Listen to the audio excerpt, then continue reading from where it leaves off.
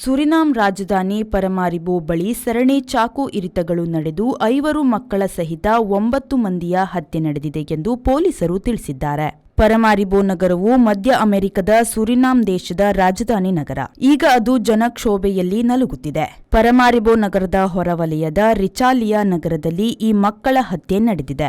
ಇದು ಕೌಟುಂಬಿಕ ಪ್ರಕರಣವಾಗಿ ಆರಂಭವಾಗಿ ನಗರದ ಕಾನೂನು ಸುವ್ಯವಸ್ಥೆಯನ್ನು ಕಂಡಿದೆ. 43ರ ಪ್ರಾಯದ ವ್ಯಕ್ತಿಯೊಬ್ಬ ಹೆಂಡತಿಯಿಂದ ಬೇರೆಯಾಗಿ ವಾಸಿಸುತ್ತಿದ್ದ. ಹೆಂಡತಿಗೆ ಫೋನ್ ಮಾಡಿ ಮಕ್ಕಳನ್ನು ಕರೆದೊಯ್ಯುವ ವಿಚಾರವಾಗಿ ಜಗಳವಾಡಿದ್ದಾನೆ.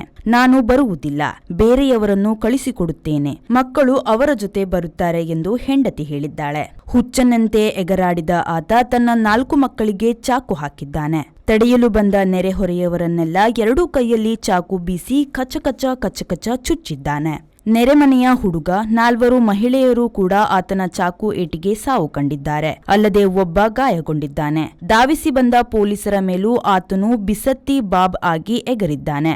ಪೊಲೀಸರು ಆತನ ಚಾಕುವನ್ನು ಅವನಿಗೆ ತಿರುಗಿಸಿ ಗಾಯಗೊಳಿಸಿ ಆಸ್ಪತ್ರೆಗೆ ಸೇರಿಸಿದ್ದಾರೆ. ಇಡೀ ನಗರ ಇದರಿಂದ ಕ್ಷೋಭೆ ಮತ್ತು ಪ್ರತಿಭಟನೆಗೆ ಸಿಲುಕಿದೆ.